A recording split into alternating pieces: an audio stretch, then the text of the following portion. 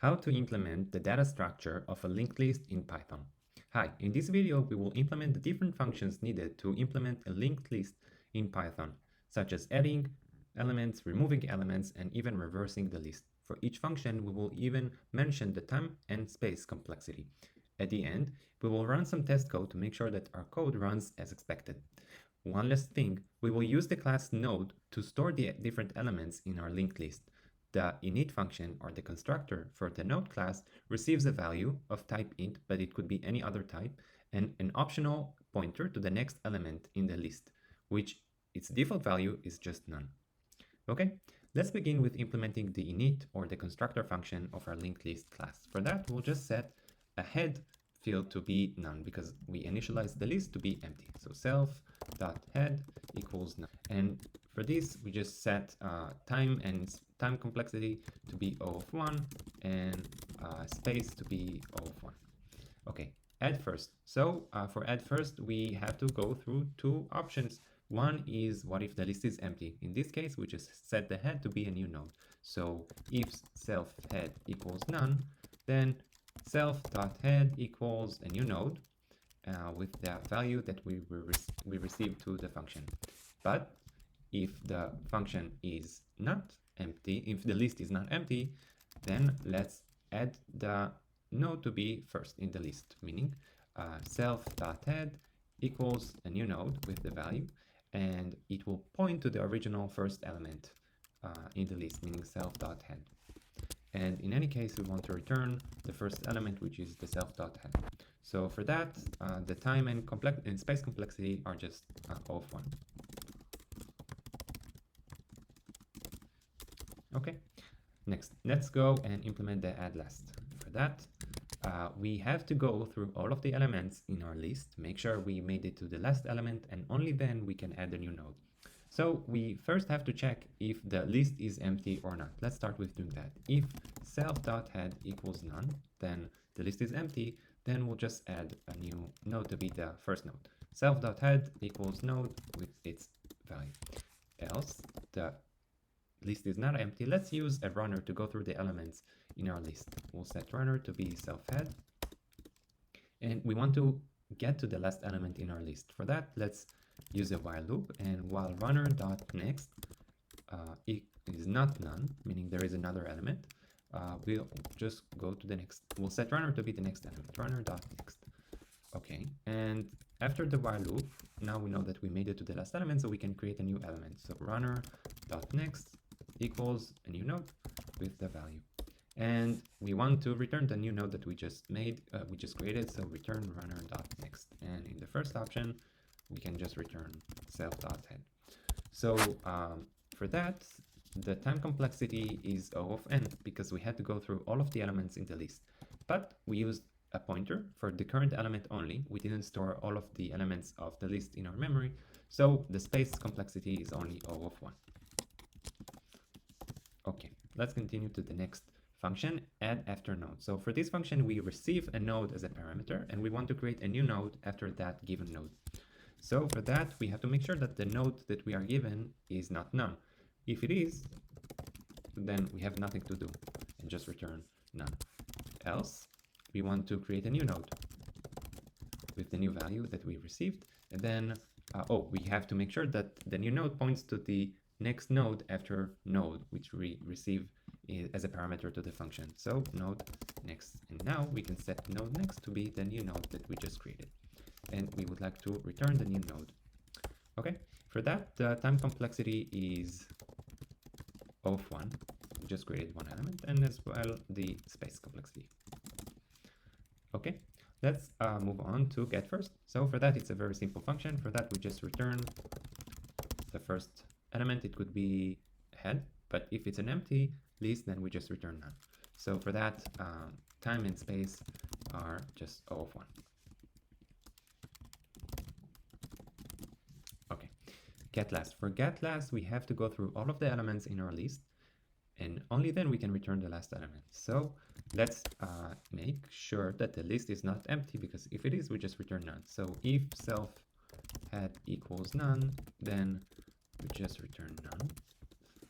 And else, for that, let's use again a runner, and it will be self-head, and we want to make sure we make it to the final element or the last element in our list. For that, while runner dot next is not none, runner equals runner dot next, and after that we can return the runner, which is the last element.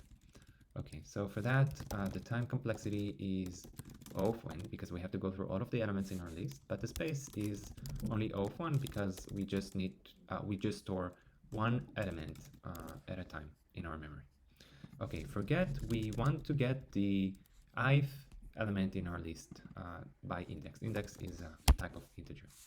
So for that, we can use a counter. We can call it I, and while I is smaller than index, and we currently have a runner to use, so let's set a runner. Because if we want to get an element that is more than what we have in the list, we just return none. So runner is not none. Then we'll make I to be bigger by 1 and runner to be runner dot next. And then after that, we can return the runner. So let's see for the first element, which is 0, we would never enter the while loop and just return the first element, which could be none if it's an empty list. But if, for example, we have an element and we want to return the second element in our list, then I starts with 0 and index is 1 because we want the second element, and runner is not none. So we enter the while loop, and then now we get to the second element, and now I equals 1, which is not less than 1, and we'll just return the runner. Okay, find value, and the time complexity for that is O of n, because we may go through the whole list, and space is just O of 1 because we store one element in memory in time at a time. For find value, we want to return the element in the list which contains the value that we receive, that's of type int. So for that, again, we'll use a runner, which is self-head, and we want to make sure that runner is not none because we don't want to access a null value. And now let's see if runner.value equals the value, then we return the runner. If not, we set runner to be runner.next. And if we have never found the value, we just return none. Okay, now for remove first. For find value, the time complexity is O of n because we may go through the whole elements in our list, and the space complexity is just 1. For remove first, we just want to remove the first element. So if we want to make sure that the list is not empty, if self-head equals none, then we just return none. But if the list is not empty, then we'll set self-head to be self-head next. We just skip the first element and we return the element that we just removed. So we want to store it, element first node self-head, and now self-head points to the next one, and we want to return the node that we just removed. For that, time complexity is O of 1, and so is the space. Okay, for remove last, we want to go through the whole elements in our list and then only remove the element. For that, we also have to have a pointer to the element in our list before the last one. So let's start with checking if it's an empty list. If self-head equals none, then we just return none. And if self-head next equals none, if there is only one element in our list, then we want to set the self-head to be none, right? So last node equals self-head, self-head equals none because we had only one element and we want to remove it from our list, and now we can return that last node. Last check is we want now to go through all of the elements in our list, find the last element, and we have to set the pointer of the element before the last one to point to none because we want to remove the last element. So for that, we'll use prev to be self-head, and runner would be self-head next. And while we want to make sure we get to the last element, so while runner, while we don't make it to the last element, we know that the last element, its next points to none. So prev equals runner, and runner equals runner next. Now that we have found the last element, which is the runner, we want to remove it. So prev next points to none, and we want to return the runner, which is the last element. Okay, for that, the time complexity is O of n because we need to go through all of the elements in our list, and space complexity is O of 1. Let's implement remove after node. For that, we have the node and we just want to remove the node after that. So if the node is none, then we just return none. And if there is no element after the node, we just return none again. So if node next, if it's the last element in our list, we just return none. But if there is an element, so we want to skip the node that we want to remove, meaning node to remove is node.next. Now node.next equals node.next because we want to skip the next element and we want to return node to remove. For that, the time complexity is of 1, and so does the space.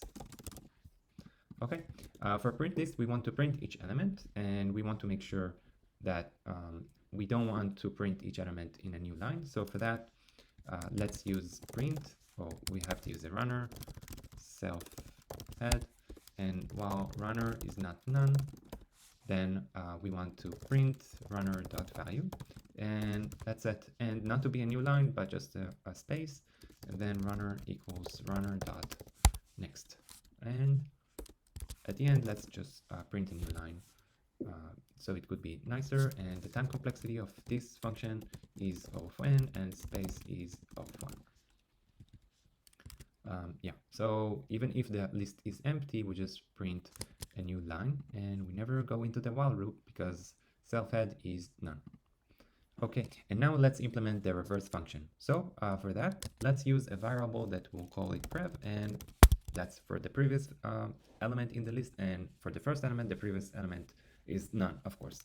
And now let's use a runner to be the self-head, and while runner is not none, then we'll use this while loop to reverse the list, meaning set the pointer next of each element to the one before it.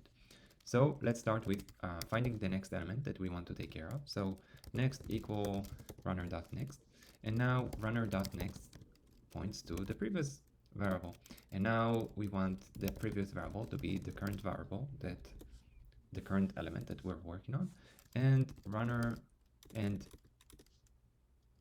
now the runner could be the next element that we want to take care of, and we'll move on until the runner is none, meaning we finished processing all of the elements in our list, and the last thing is just to return the first element in our list, which is prev. And also we have to make sure that now self-head points to the first element in our list, which is prev.